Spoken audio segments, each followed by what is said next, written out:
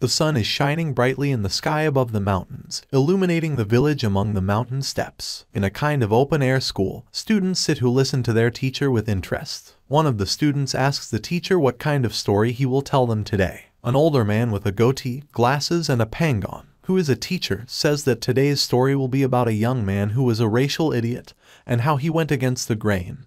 That is, went against everyone. It is said that on this world star, since ancient times, there have been various groups, such as the human race, the demonic race, and the monster race. After the great war between humans and demons, the demons were defeated and retreated into the demonic abyss, and since then the central plains have become human territory. Monsters live outside the central plain. Yao Yue is a young man from the human race. This guy was very stupid. He was often bullied by others, and even his own father did not recognize his existence. However, this young man was lucky enough to join the Long family and marry Long Yue. Although he was a fool, it was the happiest event in his life. While the future husband and wife were having a great time with each other, walking and going on dates, everything was not so happy. On the eve of the wedding, the young man was thrown into the abyss of the demon by his brother Yao Ling. Fortunately, Yao Yue survived, although he suffered some injuries. He not only absorbed demonic pills, but also mastered the bloodthirsty technique of the demonic race,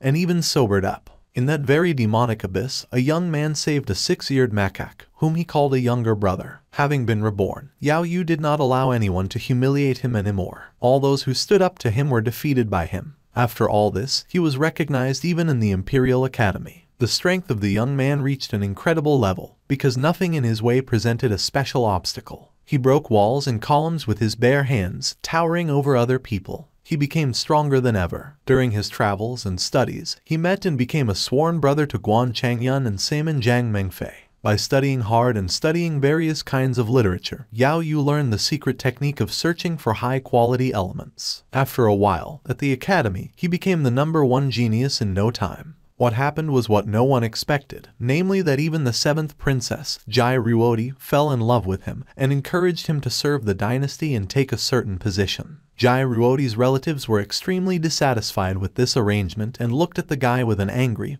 withering look. Not only relatives, but also those ladies who wanted her were unhappy because Yao Yue attracted too much attention of the girl, and that's why many wanted to kill him. An unspoken hunt was opened for him. As for Long Yue, an innocent girl was abducted by demons because of her bloodline. There was a large armed mutiny in the water of which many rebels were killed. During the trial to solve the case of the murder of the rebels, Yao Yue was put. The guy was even lynched. That is, he was killed due to the fact that he was suspected of a crime, as well as a violation of social customs. There was no formal trial over him, there was no investigation, so the townspeople executed him, but he survived and came out without a scratch. To end all this, Yao Yue directly offered a fight in order to prove his strength. The young man was confident in his abilities, so he started this challenge. In just 4 strokes, the young man defeated his opponent, who held a leading position in the ranking of the strongest. After the fight, the young man decided to visit a couple of graves. After a series of these events, he decided to return to the demonic abyss in search of an elixir that would help his third uncle get back on his feet.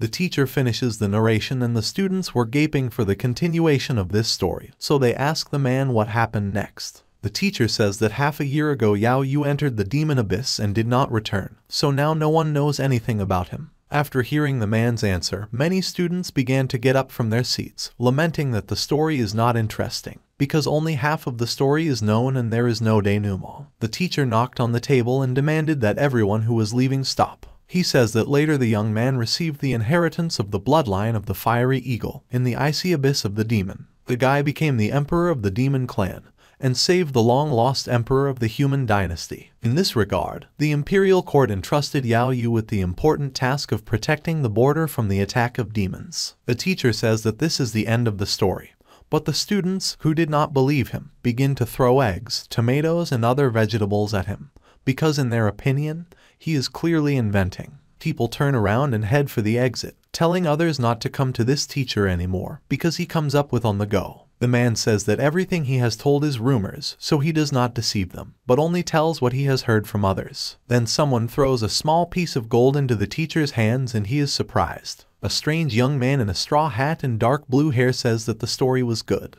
The guy leaves last. The night gives shine to the stars and women, which is why the moon illuminates a young blue-haired girl. She moves cautiously along the ledge of the rock, periodically looking into the cliff. She stumbles a little and the pebble falls down, which causes a pack of crows to rise into the sky. The girl smiles, because she has found what she came for and has come such a long way. The girl found a bridge that burns in the flames of hell and separates the world of humans and demons. A year has passed since Yao Yue's disappearance and absence. The young girl was waiting all this time for him to come to her, but this did not happen, so she decided to come to him herself. She was walking in a clearing near the bridge and was suddenly bound by a magic seal blocking her power. The girl tries to free herself, but she does not succeed. Then someone starts talking from behind a tree and it attracts the girl's attention. An elderly man with purple hair comes out of the tree shadow. He says that he thought that Yao Yue, who came out, had guessed his trap, but it turned out that the one who fell into his trap was Elder Sidhu,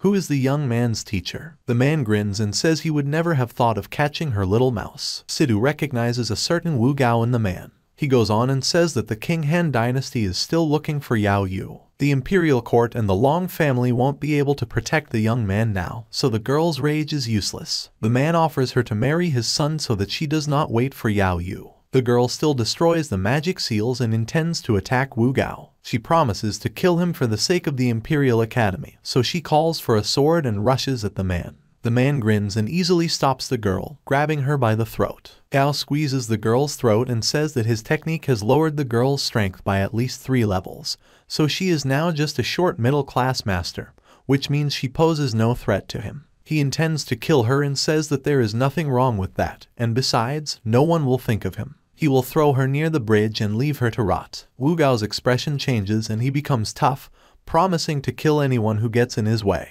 Gao presses harder and the girl begins to choke, trying to remove his hand from her neck. Then a golden light appears and someone snatches Sita out of Gao's hands. Yao Yue appears in front of the man, holding the girl in his arms. He takes her to a safe place and he stands in front of the man. The guy has changed in appearance because he has white wings with a red gradient to the bottom. Wu Gao says that the guy has really become stronger this year, but according to Gao, the crescent moon that hangs above them in the sky will be seen by Yao Yue and Sita for the last time. The young man smiles and says that the man is too stubborn. He had been waiting for Yao Yue for a whole year, so this evening would be the final one. Wu Gao does not allow Yue to finish and attacks him with a sword. The guy easily repels the man's attack and he begins to spit blood. Wu Gao looks at the guy in fright, because he understands that his strength has grown very much, but he still hopes to win this duel, so he takes out a hidden blade. Yao Yue notices this and hits the man in the face with such force that he crashes into a rock and breaks his teeth. A furious youth takes off and sets out to kill Wu Gao. The man hysterically starts asking the guy questions about whether he cares if his mother is alive and how the fox demon,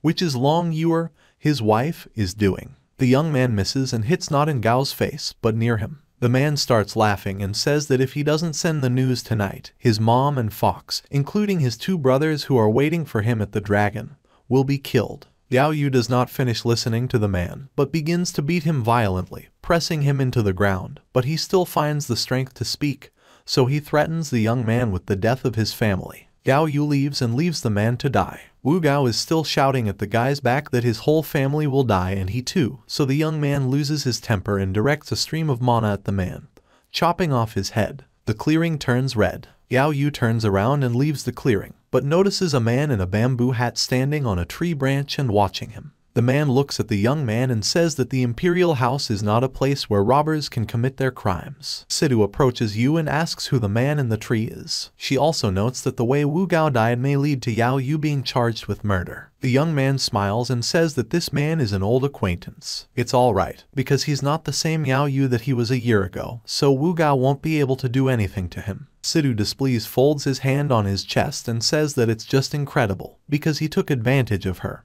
and she never took revenge on him for it. At night, Yao Yue goes to the imperial palace of Yaoyong and by early morning gets to him on horseback. He knocks on the building where it is written that this is the house of the Long family. A sleepy man looks out of the guardhouse and asks who is knocking so early in the morning. Looking out, he recognizes the early guest as Yao Yue, Mrs. Long's husband. The guard rushes to the palace and shouts for Grandpa to wake up, because his son-in-law has returned. A middle-aged man with an athletic-looking physique happily leaves the house and greets Yue. The father-in-law says that he has been waiting for the guy's return for so long. The young man sits down on one knee and folds his hands, asking for forgiveness for his long absence. The man picks him up and asks him not to kneel. The father-in-law says that he is glad that the guy is back, and also that Yu's mom missed him and is expecting him, so he should visit her. The young man's mother comes out of the castle and runs up to him, and the guy hugs her and asks how her health is. He says he realizes that he did wrong when he left their house. A very long time has passed since he left, and now the day has come when he returned. Next to his mother, Yao Yue notices his wife, whom he gently strokes on the cheek and thanks for her help. The girl is embarrassed, smiles sweetly and says that she is glad to see him back. The son-in-law asks everyone to come into the house because he has a couple of questions for Yao Yue. The man says that Yu returned at the wrong time and explains why. A group of rebellious officials led by Jai Taiheng appeared in the dynasty, which entered into an agreement with the Qinghan dynasty to appoint a third heir. The son-in-law, as a former official of the old dynasty, will most likely want to eliminate. Prior to Qiu Chen's case, Yao Yu's arrest warrant also brought attention to the Long family. Yao Yue says that this is still the same Xia Linchen and apparently that he did not have enough of the lesson that Yu once taught him. He asks Grandpa not to worry, because in his opinion, this is just a pathetic trick and nothing more. The young man says that they have nothing to worry about, because he will not let the Long family get into trouble again. The man tells Yao Yue to calm down his ardor, because the head of the Long family protects Yu and his mother at the cost of his own life. The young man smiles and says that he will deal with everything himself. He closes his eyes and a lot of different artifacts fly out of his chest. Grandpa thinks that Yao Yue has been able to achieve a lot this year. He is surprised that the young man has a lot of rare jewels and he cannot know the current strength of Yao Yue, because no one has ever been able to achieve this in such a short time. The young man grabs one artifact and says that it is a magic pill, and it will help his relatives reach the demon level. He gives this pill to his wife and says that when she takes it, no one will be able to mock her anymore. The girl says that if she is next to him, she will not care about what others say and do. The young man smiles and puts a pill in her mouth, asking her to trust him. He says that when she gets stronger, she can always be there for him. Long Yue thanks him and smiles sheepishly. The guard runs into the palace and addresses the lady, saying that things are bad. Guan Chang'an and Zhang Mingfeng were taken into custody on charges of murdering Wu Gao. Yao Yue wonders how two of the strongest people in the city could be arrested, and also on charges of murder. The head of the Long family says that the insignificant people in court found out about Yao Yue's return. That's why they seized those to blackmail the young man later. Yao Yue grimaces. His gaze becomes heavy and thoughtful. He says that as soon as he returned home, someone already wants him dead. At this time, Guan Changyun and Saman Zhang Mengfei are in prison. Changyun asks the jailer where his brother Yao Yue is and demands that they be escorted to him immediately. The jailer starts laughing and says that he is Yu and Yao Lin and there is no wet spot left. The man sneers at the young men, so Zhang Mengfen gets angry and says that the jailer could not defeat the brothers. The head of the prison, who is an aged man with a pointed nose, smiles and says that they should think about themselves better. Today, the entire imperial court has rebelled against Yao Yue and the Long family. The man also mentions that Wu Gao has recently gone missing and the guys were just accused of this. Both guys understand that it is pointless to have a dialogue with a man, so he decides to make an attempt to get out. They draw their weapons and rush at the man with a battle cry, but a guard jumps out in front of the man. The guard is a big bald muscular man with a lot of scars on his body, whose goal is to protect the jailer. He attacks the guys, but they block the attack with their weapons, but it is extremely difficult for them to hold the block. The guard smiles and almost overpowers the guys, but then someone jumps on his back and punches him through with a spear. Yao Yue kills the guard and says that anyone who wants to harm his brothers will kill them as well. The named brothers are very happy to see you, and the jailer gives the order to attack the three guys. Three guards appear, two young guys and one old man, who rush at Yun, Mengfei and Yu. Yao Yue smiles and says that they will deal with these guards quickly. The guards attack Yao Yue and he decides that he will have to use the Flaming Eagle technique to defeat all three of them in different ways. The guy who attacks Yu starts babbling that he manages to keep track of his comrades and underestimates him. The guard attacks with purple flames and a sword, so Yu bounces away. The young man stands next to his brothers, who ask him for forgiveness for the trouble. Yao Yue says that he will detain the guards for a while, and they, as soon as the opportunity passes, should run away. Wings appear behind Yao Yue's back. Guan Changyun and Zhang Mengfen were surprised by what Yu had done. They say that their big brother has found another formidable thing in his adventure, the cursed charm, and they are very jealous of him. Can they really hide behind their big brother now only after practicing desperately for a year, and now Yun will have to work even harder in the future. After you dealt with the guards, the dean of the Imperial Academy came to the prison. He says he wants to see daredevils who are ready to take a step forward. In addition to the head of the Long family, Sita was sent to prison. The jailer says that Yao Yue's evidence for the murder of Elder Wu Gao is convincing. It is useless, even if the visitors are members of the Royal Academy. The dean of the academy says that Elder Wu Gao clearly died during practice and accidentally entered the demonic aspect, so it is not clear what evidence others are referring to. The man says that Dean Sidhu has really good eyesight, and she must have never heard of a sword mark left on the body of a random passerby in a demonic aspect. The dean of the academy thinks and rubs his beard. He smiles and destroys Wu Gao's body in front of the jailer. The jailer begins to stutter in frustration, and Grandpa asks why the old man did not see the so-called corpse of Elder Wu, left with traces of a sword. He asks the elder not to try to intimidate the grandfather with a look. At this time, Sidhu intervenes in the dialogue between the two men. She puts her hands on her sides with displeasure and says that the jailer is acting rashly and audaciously. In her opinion, he does not respect the Royal Academy at all, because he wants to accuse a brilliant student of the Royal Academy. Does he really want to be convicted? The dean turns to Yao Yue and the others, telling them that they will return to the academy with him, because he has a couple of questions for them. The young men fold their hands and thank the dean. Yue says that this punishment offended and hurt his brothers. Is it really possible to treat guards and jailers with an open mind? The guards run at the young man again and say that I can kill him without any problems and do not underestimate them. The young man repels their attack again, this time causing quite serious damage. He says that he is not afraid of them with such abilities because he is much stronger. Having finally dealt with the guards, everyone leaves the prison. They soar into the air on a huge crane and a sword. Sidhu, Yao Yue, Zhang Mengfen and the dean are doing well, but Guan Changyun is not feeling very well and is getting seasick. Yao Yue thanks the wonderful Master Sidhu for his help. If it wasn't for her, he would already be sitting in a torture chamber. The dean says that you should not be so modest. He should just rely on this trick. Even if he encounters several more innate Yuan kings in the future, they will not be able to hold him. The dean turns to King that is, to Sidhu, and says that now he has set the academy and the torture chamber against each other. For her precious disciple, truly put everything on the line. The Sidhu man says that Yao Yue is a student of the academy, and he is also his teacher, so he must protect his student. Yao Yue sneaks up to the girl from behind and begins to languidly whisper in her ear that he realized that his beautiful master hates to part with him. The girl blushed from embarrassment, but eventually elbowed the guy in the face because he violated her personal space and embarrassed her. When they reach their destination, they all jump off the crane and the sword, and Chang Yun is still sick. The dean tells Yao Yue to return to his residence first, because the 7th princess has been waiting for him there for a long time. Yun approaches Yue and asks what kingdom he is now in, because the other 3 were innate kings of Yun. The young man covers his nose, because Yun's breath is terrible, but nevertheless he replies that he is still a top-level Yuan general. But because of some adventures, King Yuan's kingdom is basically not a threat. Yun is crying for some reason. A young man enters the residence, where a beautiful blue-haired girl is sitting at the table.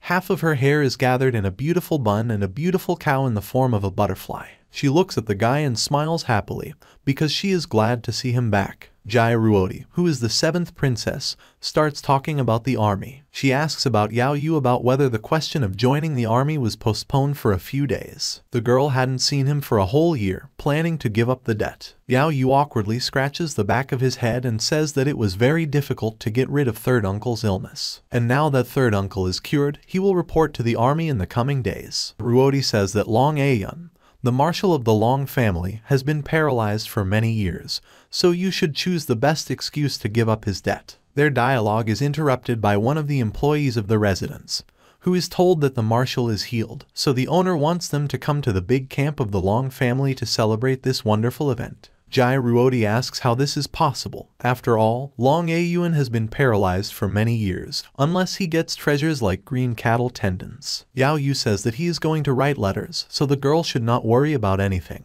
He will join the army himself after meeting with the third uncle in order to report. The girl begins to worry about him and asks him to be careful after arriving in the army. Most of Long's close friends were kicked out of there, so it's dangerous to go there. Yu goes outside, where he finds his sworn brothers. He tells them that, now that his third uncle is still recovering, The Long family is still facing persecution from the treacherous officials of the dynasty. The young man hopes that the two brothers will be able to join him in the army, contribute and get rid of the traitors. Let the names of his brothers be heard all over the world for their contribution. Jiang Mengfen says that even if Yao Yue had not said that he needed their help, he would have wanted to help him and meet Myro together with his older brother. Yun supports his brother's words because they should follow Yao Yue. The third Marshal Long Yun, accompanied by the head of the Long family, approaches them. Three young men sit on one knee and pay respect to their grandfather and uncle. Yao Yue represents his two non-blood brothers. Marshal Long Yun says that everything is fine. He says that one peak general of the highest rank Yuan and one general of the highest rank, really talented people appear in large numbers. The marshal wants them to join the army, where he will introduce them to the soldiers of the Long family. Long Yun picks up a container of alcohol and tells his soldiers that thanks to Yu's blessing era, he, Long Yun, has restored the kingdom, and he intends to make exceptions and promote Yu the era before Lieutenant Punk, and the two Yu brothers are to deputy lieutenants. The soldiers begin to cheerfully shout and throw their fists. Yao Yue says that the third uncle is wrong, because Yu will not be able to take any official military positions without having any merit behind him. The marshal puts his hand on the guy's shoulder and says that healing his weakness is the greatest military merit for the army of the Long family, so the soldiers will not mind the decision. Another group of soldiers approaches them and they line up in front of Yao Yue and say that Yao Yue is right. The marshal has just recovered and promoted novices in exceptional cases. The court has never had such a precedent. Long Yun is angry because of the words he heard and fiercely responds to the soldiers that they and their petty superiors decided to contradict him in assigning talents. Did they really think that his Long family would be afraid of their master, Jai Taihan? One of the soldiers bows and asks the marshal to calm down, because this soldier was appointed to participate in the military administration. He believes that the prince consort, who is Yao Yue, is still young, and his strength will not be able to convince the soldiers. Yao Yue folds his arms and says that in that case, he is interested in Marshal Long's proposal. The elder claims that as long as they, the three brothers, are strong enough, so they will be able to justify accepting the position without any problems. The Lord Overseer starts laughing and says that Yu is still a simple student of the Royal Academy, and his strength will not increase in the army. Yao Yue and his brothers grin and say they are ready to measure their strength on their own. The warden agrees, but says that he does not intimidate the guy, so he can choose a guard on his own. If they can make 10 moves, then he will admit that they are qualified enough. Yu tells his brothers that these two imperial bodyguards will be good practice for them. The young man looks at the Lord Overseer and asks him if he agrees to accept the challenge. The Lord Overseer grins and says that since he is asked by the Prince Consort himself, he naturally agrees to the challenge. Huan Chanyun and Jiang Mengfen enter the arena with the guards, where there will be a fight between them now. The guys are very confident in themselves and this angers the guards, who took out their swords and rush at the guys in order to attack them. The guys easily deflect the blows and Yun tells the third brother that he needs to rest, but the second brother says that he does not want to miss the fun. They hit the guards and they fly off to the borders of the ring. The guards get up and one of them says that the boys are not as easy as they seem, so they can use just one move. Men grab hands, lean their cheeks against each other and rush at the guys laughing from them. Yun and Mengfen repel their attack again. The Lord Overseer says that the guys did pretty well. It's worthy of the young marshal's imagination and now it's time for him and Yao Yue to start their competition. The young man needs his wrists and asks the elder to try and give his best. The guy would be ashamed to be charged by the imperial court for injuring an aged man. The man attacks first, holding his fan, which is his spiritual weapon. Yu grabs a fan and breaks it, which surprises the man, because his spiritual weapon is of an average level and it is impossible to break it so easily. The Lord Overseer comes to the conclusion that close combat is not the best option with Yao Yue, so he decides to attack him in compliance with some dynasty. The man calls into the air while watching Yu to attack him from the air, but he notices that the guy is slowing down. The young man is in the air in no time and attacks the man in the back. Not expecting an attack from the guy, the warden does not have time to react, so the guy flies higher and hits the man in the head and falls into the ring, raising a column of dust. The guards are worried about their commander, because when the dust subsided, they saw that their commander was defeated. Yao Yue put his foot on his chest, and he himself was unconscious. The soldiers under Long Yun's command cheerfully chant Yao Yue's name. The young man says that since the border fell, his family's army has been unable to fight and perform noble deeds on the battlefield for many years. Now he, Yao Yue, was lucky enough to become a lieutenant. He hopes that he can make miraculous achievements with everyone and revive the former military might of the Long family. The soldiers shout that they will follow Lieutenant Yao Yue. Marshal Long asks how the guy's plan is. The guy puts his fingers on his chin and says with a thoughtful look that he recently killed the assistant head of the demon hunters. By this time, the commander of the Shifuhu regiment should know the news about his return. Waiting for him to come to Yao Yue is not as good as going to him yourself, and it is also a great opportunity to test the Long family army. Yao Yue plans to let each of them, the three brothers, lead 100 people and go in different directions. After reaching the house of a group of demon hunters, they will set it on fire together, and thereby force them to come out and then attack them all. Wang Ayan says that a group of demon hunters send wind eagles to scout the surroundings of their homes all year round. They will find out even about the slightest violation, so how can they be caught off guard? Yao Yue asks the marshal not to worry about this, because he has his own ways. Something like a huge bird appears in the sky below them, and Long Ayan thinks that they are being attacked by an enemy, so he sounds the alarm. But he calms down and says that everything is fine and a bird-like person is on their side. The guy who appeared has red hair like fire, the same wings, pointed ears, and razor-sharp claws.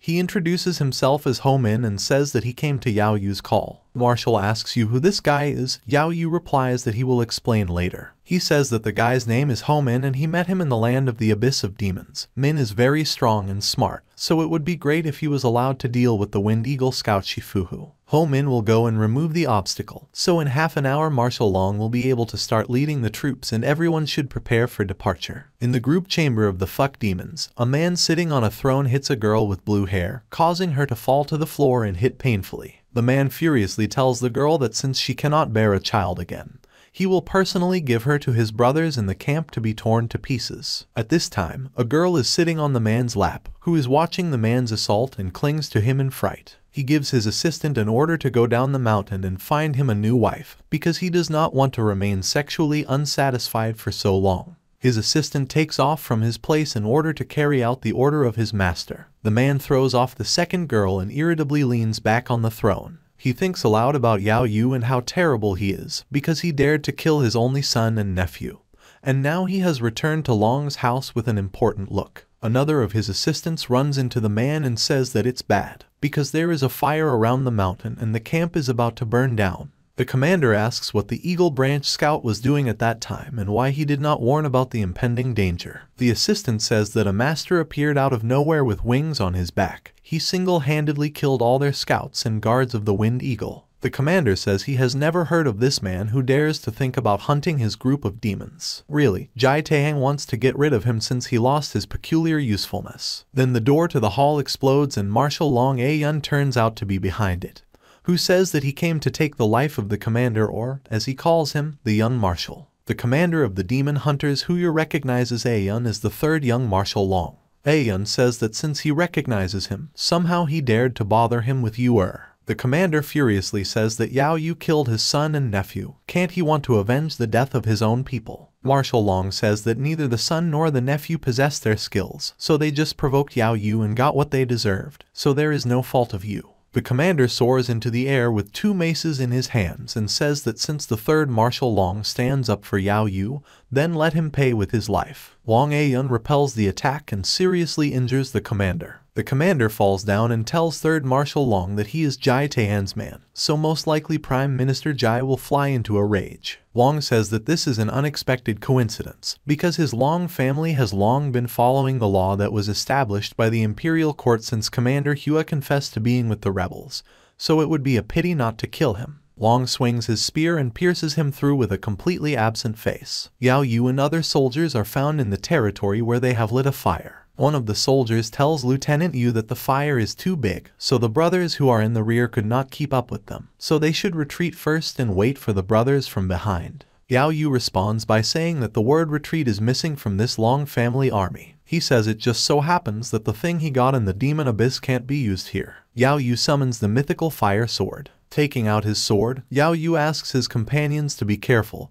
and not get hit by a fiery sword, because he cannot control this technique so well. He strikes and tells his opponents to attack. The enemies of the young man and his army shout that the guy is just shamelessly bragging, so he must be killed. Yao Yue uses the heavenly flaming incision technique. Then he hears the sound of hooves and sees his brothers and another part of the army. Yun and Mengfen say they will help their older brother, and Yu asks them to gather soldiers and prepare for battle, while he attacks enemy troops from the air. Mengfen asks Yao Yue to be careful, because someone appeared behind him. A man with a club appears behind Yao Yue, who tries to attack the young man, but he turns around in time and blocks the club with a sword. A man named Shifuma turns to Yu and says that a rookie in the form of Yao Yue is unlikely to be able to provoke his tiger demon hunters with such a small number of people. Yao Yue replies to him that they are just a bunch of hooligans, so you will not take care of them and worry. Shifuma realizes that the guy standing in front of him is Yao Yue, so he swings a baton, because today he is determined to avenge his son, whom the young man killed earlier. Yao Yue laughs and says that there were many people on his way who wanted to kill him, but the trouble is, in the end, all his detractors died at his hands. Which of these unfortunate souls turned out to be the son of Shifuma? Fuma becomes enraged and shouts that by killing Yao Yue, he will wrest the souls of his son and nephew. He orders his soldiers to kill all of Yao Yue's soldiers. The young man tells his brothers to prepare for an attack. Yao Yue still uses a fiery sword and attacks enemies, scattering them across the field. Shifuma swings his club and hits the ground with all his might, as Yao Yue dodges the attack. He uses one of the fire techniques, but Shifuma deflects the attack. The man looks aggressively at the guy and convinced of his success, he does not notice how a young man flies out of a pillar of fire at him and deals him a fatal blow. After defeating Shifuma, young Lieutenant Yao Yue looks towards the soldiers and attacks those. He rushes on wings between the soldiers with a fiery sword in his hands. He looks at them angrily and strikes a fiery blow at each of them. The guy lands on the ground and like a phoenix bird comes out of the fire, and his soldiers cheerfully chant Mighty Military School. Guan Changyun approaches Yao Yue with a smile and asks him that if there are no more cases, then could the young man train Yun and Jiang Mingfeng in the martial art. Yao Yue gently smiles at his brother and says that he cannot teach them his martial arts, because they must find their own style by training and practicing in order to master it perfectly in the future. Here a young man who is a soldier of long runs into the field. He says that trouble has happened, because 800 people from the Tiger-Tooth Demon clan, because the brothers were surrounded and they could not cope with them and the demons will be here soon. The guy does not have time to finish, because he is pierced through with a sword. Soldiers and Yao Yue are surrounded by 800 people. Yu says that the second and third brother should help him clear the passage for them. The young man wants to use the technique again, so that his colleagues could break through and call his uncle urgently. Yao Yue attacks with a fiery sword and thus clears the way for his comrades. Mengfen grabs the kicking Yun, because he does not want to leave Yao Yue, and pulls him to look for his uncle. Yao Yue says that he is a representative of the Long family from the military martial arts school, so do not be afraid of death. Jiang Mingfeng tells Guan Changyun that it's not worth getting upset, because their older brother is risking his life for the right moment. Yun says that since his older brother is taking a risk, then they should find young Master Long. Long Yun moves along the mountain slope and sees several hundred sleepy soldiers heading in a certain direction, which means that Yue has almost no strength left now. Here he meets Yun and Minfeng, who move towards him and shout to him that they urgently need his help, because their older brother is in danger, and Yun is going to show him the way. He mentally asks Yao Yue to wait for him, because he is on his way. The sky turns an orange glow, and Yao Yue stands on a mountain of corpses. The tiger demons who have come to the rescue stop in shock and look at the bloody guy. They think that he is attacking them now. But the exhausted Yue falls down without strength, but Long Yun catches him. The young man whispers to him that he did not disgrace the Long family, because he tried very hard. Yao Yue finally falls into unconsciousness and closes his eyes. Marshal Long Yun screams and tries to bring the guy to himself. A crescent moon hangs in the sky, illuminating the street in the house of the Long family. Yao Yue's son-in-law giggles happily and says that the young man is worthy of his name. They will help him in the hunt for the Tiger-Tooth Demon Hunter clan. They promise to allocate 300 people to help and through this destroy at least 1,000 soldiers of this clan. Tomorrow the man promises to turn to the prince for support. Yue, who has regained consciousness, thanks third uncle Long Yun for coming to his rescue, because if it wasn't for him, the guy would be dead now. Marshal Long stands in the corner of the room and says their plan didn't work anyway. He asks Yue about whether he managed to kill the deputy head of Zongping Yuanwang. Yun also asks the guy for forgiveness for not being able to calculate the enemy's forces in time and put the young man under attack. Yao Yue asks the third uncle not to blame himself, because the guy himself is to blame that he was taken by surprise, simply did not have enough experience and training. The young man asks Yun about how the loot was distributed among the soldiers and generals. Guan Changyun replies that everything is fine. More than 100 spiritual artifacts and pills were seized, all of them were divided equally. Yao Yue's son-in-law looks at him and thinks that the boy has grown up. He worries primarily for the people around him. This is a worthy person for the Long family, but if he shines very quickly, perhaps there will be a rapid decline of the Yao dynasty. The head of the family tells you that they don't want to bother him. He needs to rest and recover, so they leave the room. The room empties and only Yao Yue remains. He extinguishes the candles and the room is plunged into darkness, illuminated only by a little moonlight. He leans back on the pillows as he hears a woman's whisper next to him, who calls him Prince. The young man opens his eyes and sees a beautiful girl with gray hair in front of him. Her name is Manhwa and he asks what she is doing in his room so late. She says that she wanted to visit him because he participated in the battle and was seriously injured. The girl says that lately she has been feeling the aura of Master Yu and she is worried about the sensations of the body after the master took the pill she gave him. Yao Yue apologizes to her and says that he is to blame for her anxiety. He didn't check her absorption aura, and he didn't show her how to properly absorb spiritual aura from the air. He gives a container and says that Mei Nian has already matured. Her body and bones have formed for improvement. The container he gave her will help the girl absorb the spiritual aura, impregnating her whole body with it. The girl starts drinking from the container, and the young man, looking at her, for some reason was confused and blushed. Without thinking twice, he realized what was the matter. Mei Yang of the Fox clan activated the charm technique by drinking the monkey wine. The girl approaches the thoughtful guy and kisses him on the lips. The young man turns away from her and says that she is drunk. Nian smiles languidly and says that she is not drunk at all and begins to undress because she loves the prince. The guy falling under her spell responds to her kiss and grabs her by the shoulders, but abruptly something happens and the guy pushes her away, and she falls unconscious, falling asleep. The young man suddenly straightens up and bends, holding his head. He begins to think. His thoughts were captured by the Nan Dao clan or the Fox clan. Legend has it that they can absorb and process the spiritual energy of the opposite sex, as well as absorb demonic spiritual energy, and then use it. Mei Nian is beautiful and has already formed, so in order for her not to use charm techniques, she feels his spiritual energy. The girl has little experience and she cannot take full advantage of the technique. Therefore, the young man needs to take the initiative. He will need to teach her everything before he leaves. If he does not teach her anything, then otherwise, she will be broken and she will easily lose her innocence and nature. He puts the girl down so that she is more comfortable and covers her with a blanket so that she does not freeze. The guy's name is and they say that a certain Nangon is asking to meet with him.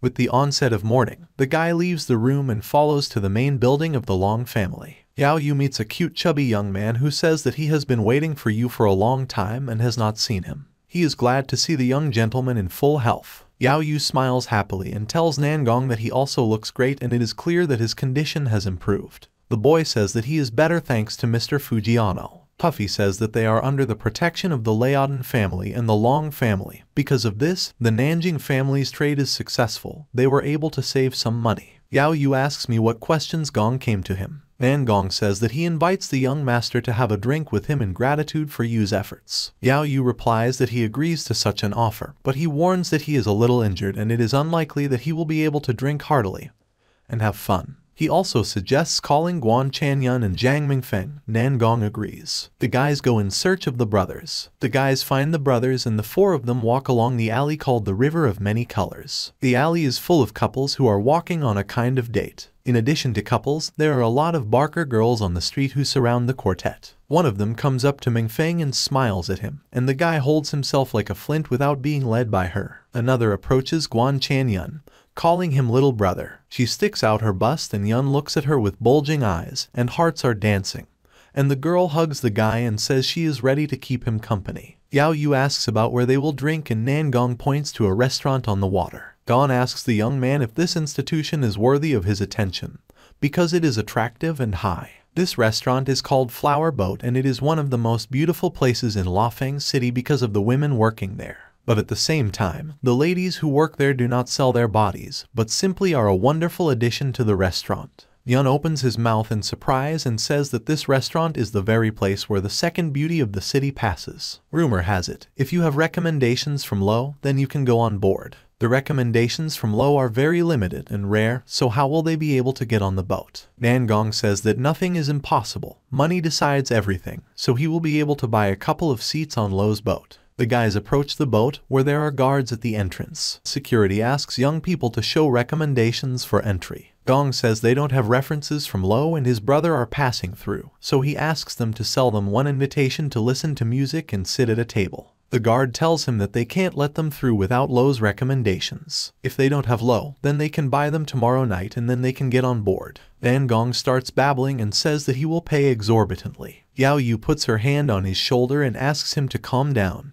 They can come tomorrow and won't cause problems now. Then two young men appear behind them, who begin to laugh at Nangonom and the fact that he could not get on board. These two guys are telling Gon and his friends to get lost, because they are in the way. They smell of poverty and they don't like being around them. They have such high statuses that they never dreamed of, and they will be able to listen to the song of the Celestials only in the next life. Nangong is angry because of the insults towards him and his friends. The guy tells Gon again that they are flawed and unworthy to be on this boat. Nanguo is angry, but Yao Yue asks him to calm down and demands that the bullies get out of his sight using the fire tiger technique. The bully falls into the water out of fear and starts floundering. Nanguo tells Yao Yue that the young master is very harsh and has taught these cretins a lesson. Mengfen says that some upstarts who don't even know them dared to make fun of them. Chunyu says that it was a very powerful sound attack by their highly respected older brother. He can't stand the likes of those guys. They leave the boat and talk to each other as someone calls out to Yao Yue. He turns around and sees two girls whom Guan Changyun recognizes, saying that they are Mrs. Zhongmei and Lo Ying.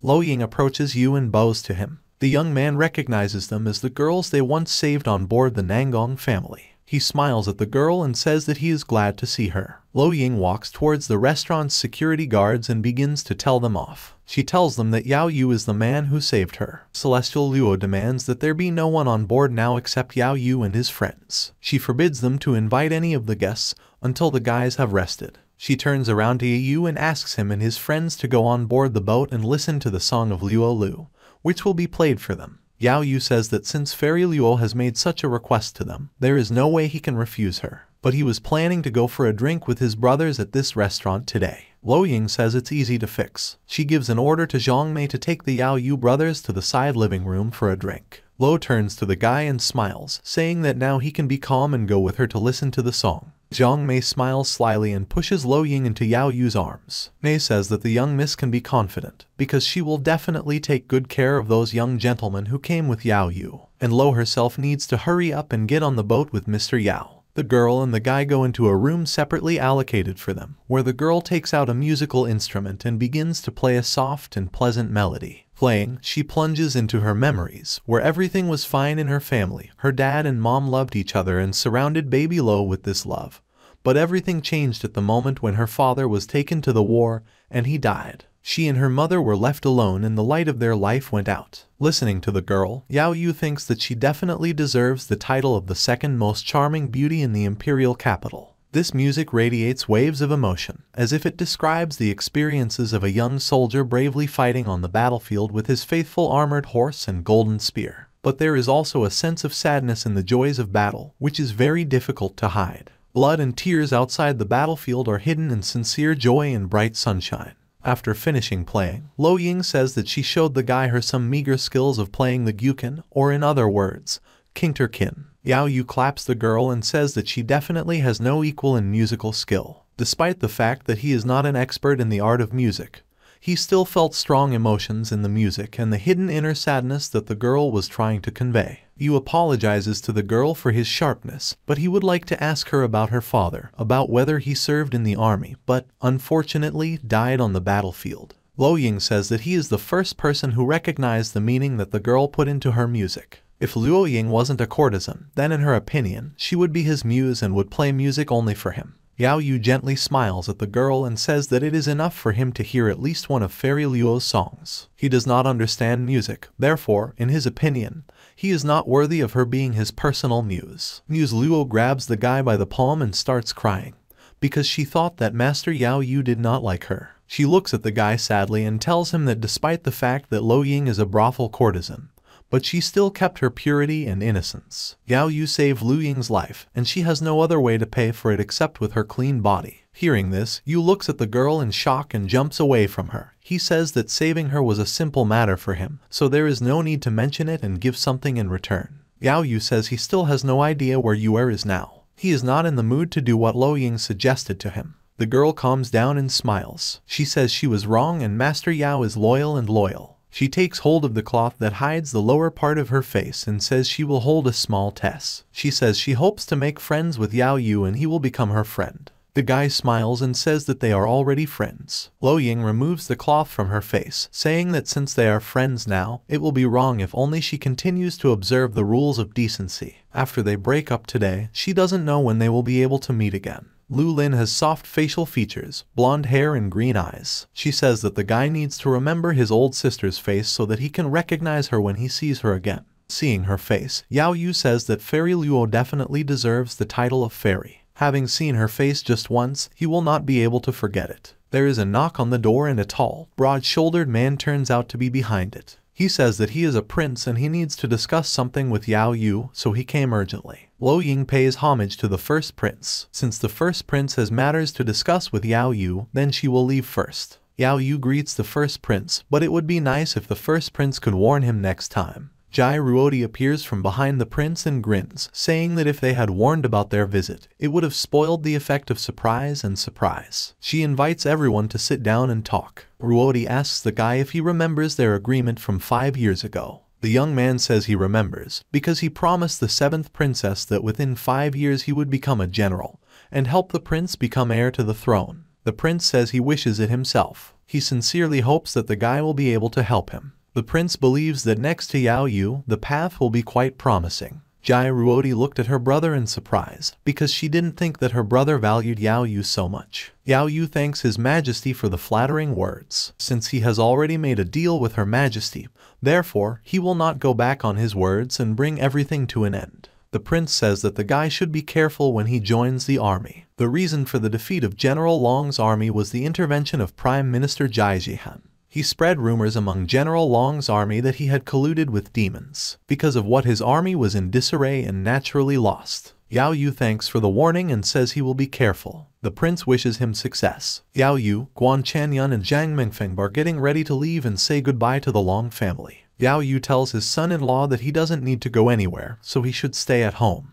In the capital, Jai Jihan can do something, so for the sake of their own safety, you need to stay at home and mind your own business. Grandpa says that you should not worry about him and if anything happens, he himself will perfectly cope with Jai Jihan. In fact, Long guesses what the first prince said to Yao Yue. He doesn't tell the guy about Toy, how acutely he reacts to everything. Therefore, he is glad that the young man took everything calmly. Also, the old man says that the way to the borders is not close, so he sends with them the general of the Long family, their uncle Yu Sheizhong. He is a white-haired man, with a strong build and a sharp, serious look. The son-in-law says that he will feel safer if this man goes with them. Yao Yue greets his uncle and climbs on the horse, and Yun, Mengfen and uncle on the saber-toothed tigers. It's time for them to be on their way. Yu smiles at his thoughts, because he thinks that it won't take him long to make a name for himself. The sun is at its zenith, and the young people have already reached the desert. Yao Yue asks the elder, the uncle, where they are and he says that they have reached the borders of the northern kingdom. If they advance a little further, there will be a northern city, the borders of which are guarded by their army of moons. However, since their general was framed and his army was defeated, then this entire area is now under the control of demons. Yao Yue asks Sheizhong about why General Long was involved in these internal strife, if he always stayed away from the affairs of the court. The man says that if it wasn't for what happened to the young lady, the general wouldn't have been defeated. Jai Jihan's people spread a rumor that the young lady was a demon, which caused many to think that General Long had started doing business with demons. This is what led to the fact that his army plunged into turmoil. Zhang Mingfen says not to worry about it. General Long is still an imperial elder, and Jai Jihan, although capable, is just a clown. Guan Changyun says that Mengfeng is right, so first they need to rest a little in the northern city before continuing on their way. It would also be useful for the guys to find out how strong the local demons are. They are moving towards the northern city as someone throws a sword under the hooves of a horse. Yao Yue braked in time, so the horse was not injured. Two men who look like bandits are looking at them from above. They turn to Yu and say that if they want to get into the northern city, then they need to pay them for admission first. The robbers offer Yao Yue to leave his horse, and Mengfen, hearing this, begins to get angry that someone dares to threaten his older brother. One of the robbers, outraged by Zhang Mingfeng's words, jumps off the ledge and rushes at the guy. He says that since the young men do not understand anything in words, they will independently take away from them not only the horse, but everything else. Yao Yue folds his arms on his chest and grins. He jumps off his horse, takes the first stick he comes across and hits the robber with it, knocking out his tooth. The second robber is attacked by an uncle who suddenly appeared behind his back and hit the back of his neck, in connection with which the robber passed out. They connect two ill-wishers, and when they come to their senses, Yao Yue arranges an interrogation for them. The guy asks them about how they, members of the Wu Wei family, have descended to robbery. The men look at him dumbfounded and ask how he recognized them and who they are. The guy goes behind them and kicks one of them, saying that they actually have family coats of arms on their backs, so everything turned out to be obvious to him. Yu says that the Wei family probably lives on these lands. One of the members of the Wei family says that the northern city fell under the rule of demons, so the Baiyuan dynasty, which ruled in the northern lands, lost its position. In addition, the large Wu and Wei families decided to take advantage of this situation in order to expand their power, and they pretend to be robbers themselves. In fact, they were ordered not to let people from the Liu family out of the northern city. Yao Yue asks them why the Wu and Wei families decided to go against Liu Yan. He is told that everything is due to the fact that a few years ago Liu Yan disappeared somewhere. Therefore, the heads of their families decided that now is the time to act. The man looked up at Yao Yue in fright and realized that he was the same master who was hired by the Liu family. Yu Shaozhong asks the young man how he knows the head of the Liu family, and Yu says that they crossed paths during his journey through the demonic ridge. That day, the head of the Liu family thanked the young man for saving him, but he also said that his days were numbered. Liu asked the guy to fulfill his last will and pass on the skill that he had developed earlier for the Liu family. The man asked to pass all this to his family, and if Yu wants, he can study them himself. Yao Yue tells his uncle that he is glad that he had the chance to fulfill Liu Yan's request. At this time, there is a terrible scandal in the Liu family's house. The whole field is on fire, and people are fighting among each other. The old man shouts and says that their ancestors did not leave them any royal skills or special techniques. Are they, the Wu and Wei families, so brazen that they are not even afraid of the lord of their city? The old man is angry that people do not respect each other and devalue people. Wei Kaingsang laughs and says that the old man has completely lost his mind. Can't he see that the Lord has thrown all his forces to protect their city from demons, which means that no one cares about them? Wu Qizing, having formed a flame in his palm, maliciously advises the old man and his entourage to give them the royal skill and technique of the Liu family in a good way. If his demand is not met, they will start doing whatever they want, and then no one will stop them. The Liu family does not have a single ascended one, so they have no one to expect salvation from. A young man from the Liu family turns to the old man and says that they need to leave. Qizing and Wei clearly did not come for their techniques, but in order to destroy the Liu family. But the old man and the young man do not have time to react, as two guys fly into the air with the intention of attacking them. The old man obscures the young guy, but then Chesin and Wei are blinded by a fiery sphere. Yao Yue comes out of the fire and jumps down. What kind of arrogant guys are threatening an old man and a young man? The young man begins to knead his fists, lamenting that they behave meanly and stupidly to attack the defenseless. The young man, who was with the old men, bows to Yu and thanks him for his help, but asks them to leave quickly because it is dangerous here. The young man says that he does not want to involve Yu in the problems of the Liu family. Yao Yue tells the young man that he is very kind, but he can't just stand by and watch the weak being bullied. In addition, there are several clowns playing pranks in Liu's palace. Elder Liu's heart may not be able to withstand such a provision. Wei, hearing that they were called clowns, explodes. He asks Yu how he dared to interfere in the affairs of the two main families of the northern city. Yao Yue scratches the back of his head and says that he has heard that there are three main families in the northern city. How did it happen that there are now two, not three? He starts counting on his fingers, bending them. He says that the first family is Liu, and the second is unknown. Wu Qizing calls Yao Yue an ignorant bastard and demands from him that he should fail or he will feel all the rage. Hearing threats from Yao Yue, Yu Shaozhong, angry, grabbed a sword and rushed straight at Chesin, saying that he had already lived enough, since he allows himself such rudeness. Uncle Yu's sword is intercepted by Wei Kaingsang, and therefore flies off into the wall. hitting his head hard and damaging his arm. Kaingsang looks dumbfounded at Yu Shaozhong and realizes that his uncle is at the peak of the Yuan stage. He doesn't understand how the Liu family was able to enlist the support of such a powerful master. Why Kaingsang asks Qizing to use a secret technique to distract Yu Shaozhong, and he himself will take on the youngsters who came with him. Chessen shouts and tell the guys that if they want to fight them, they will give them this opportunity. Wu Qizing pulls out a lasso from the air and attacks young Master Liu, grabbing and running away with him. Why Kaingsang chooses the Qin and asks Yao Yue about what they will do, because now the young master of the Liu family is gone. He is in their hands, and they only have one Yuan stage master. Yao Yue turns to his uncle and asks him to take care of Chessen. The young man asks to return the young master of the Liu family alive and unharmed. Yu Shaozhong accepts the request, noting that he will return after rescuing the young master. Yao Yue holds a spear in his hands and smiling says that everything will be fine and there is no need to worry. He looks at Kaingsang and says that he has been on the road for a long time, so he really wants to stretch his body. Why Kaingsang laughs and asks Yu why the guy has so much self-confidence. The man is sure that the young man is at the maximum at the peak of the general stage. Even if the guys all attack him at once, they will not be able to cope with him. Yao Yue finds himself face to face with a man for a split second, smiling maliciously.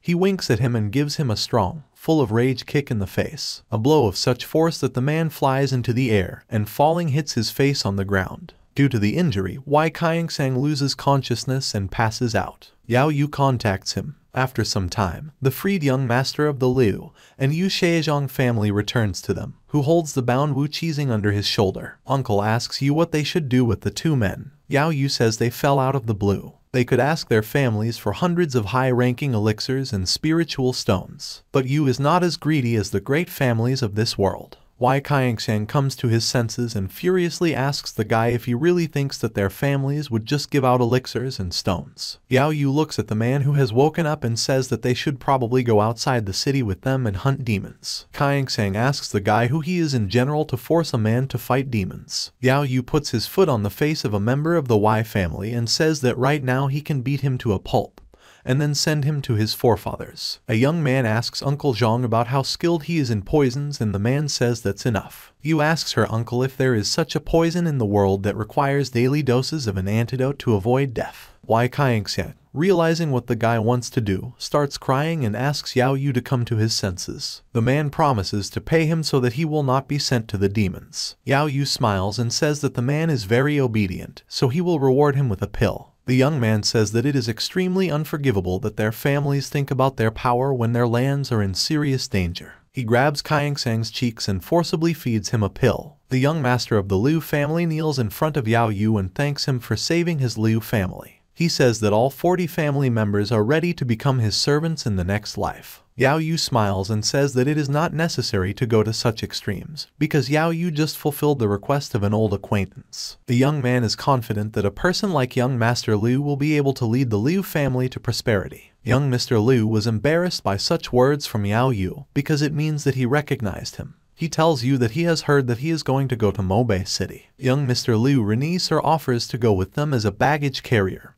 and train with them along the way. The young man is very overexcited by the fact that Yao Yue is so friendly towards him. Yao Yue, after listening to the guy's proposal, smiles awkwardly and says that young Mr. Liu has now become the head of the family, so it would be wrong for you to take him with him as a baggage carrier and a potential student. The young master clasps his hands in a pleading gesture and asks Yao Yue not to refuse his request. Rainier says he is still young and inexperienced, and he needs to gain experience outside of Chengbang City before he leads the Liu family and entrenches its influence. The young man understands that now no one takes him seriously, and it is those components that he lacks that play an important role. Uncle Yu Shaozhong puts his hand on Rinia's shoulder and tells Yao Yue that this young gentleman has reached the general stage at his age, and he needs someone's support to further develop his talent, so you should not refuse so immediately. Guan Chanyun and Zhang Mengfen smile mysteriously and say that their older brother attracts not only women, but also men, which was to be expected from young Master Yao, in whom old General Long believed. Yao Yue is like a star. The elder of the Liu family says that if young Master Liu Rini follows Yao Yue, then their family will have a chance to revive the once great family. Their company is moving out on the road. They took Rini with them. Moving through the desert, they notice a lot of skeletons. Yao Yue says that this desert is like a border because there is not a single blade of grass. It is not surprising that the Chengbian soldiers could not adapt to such conditions and most of them died. Uncle tells you that even though the guy is surprisingly strong, he is still too young. They approach one of the skeletons and the man says that this soldier died at the hands of demons and he was about the same age as Yao Yue. The war with demons has been going on for so many years, so these many wars died before they had time to mature. Yao Yue understands why Yu Zhong speaks with such trepidation about the events of that time. The fact is that he was on the front line in that battle, saw the deaths of his comrades and very green guys who were not ready for battle. Yao Yue asks his uncle how long they have to go to the city, but he does not get an answer. A few hours later, they reach the city of Mobei and Uncle Yu offers to enter the city for some kind of exploration. Yu asks why the city is so dead and deserted, and the guards did not meet them at the gate. Yu Shaozhong says that since Yao Yue has never been to the border before, so he does not know how everything works in this place. This city is the most remote place of the Baiyuan dynasty. All people live in the back of the city, so only local soldiers and no one else can be seen in Mobei City. Due to the fact that the army of the Long family collapsed due to dirty rumors, local generals Taijun and Dongfeng, along with the third prince, threw all their forces to contain the forces of demons at the northern borders. Although Grandpa Lung did everything possible to open people's eyes to the truth, but many soldiers remained hostages of false rumors. Therefore, now more of the soldiers have a misconception about grandfather. Since Yao Yue is here, he will do his best to restore his family's situation. Armed men and the Eastern King Bayan Xiaopin, a tall, thin man with a stern look and green hair, come out of one of the buildings. Xiaopin meets General Yu Shaozhong and without any greeting asks why the Long family sent so few people to support them. Yao Yue says that since the Eastern King is a seasoned warrior, he should understand that it's not about quantity at all, but quality. Bayan Xiaopin recognizes Yu as the grandson of the old General Long. He says that the old man is really cunning, once sent youngsters to help them, while in fact serious soldiers of his army are resting with their families. Xiaopin's wards also begin to mock the guys who arrived. They laugh nastily, because, in their opinion, nothing was to be expected from an army that got along with demons. Most likely, the young men do not have the courage to return to the battlefield again, and besides, the old man was so out of his mind that he sent his own grandson to his death. Unflattering words about his grandfather infuriate Yao Yue and he attacks the assistants of the Eastern King. His attack was so strong that it took off their heads, and the king himself was put into a terrible state. He was covered with goosebumps and cold sweat. He feels the stench of death, which is now breathing down his back because of his unforgivable words.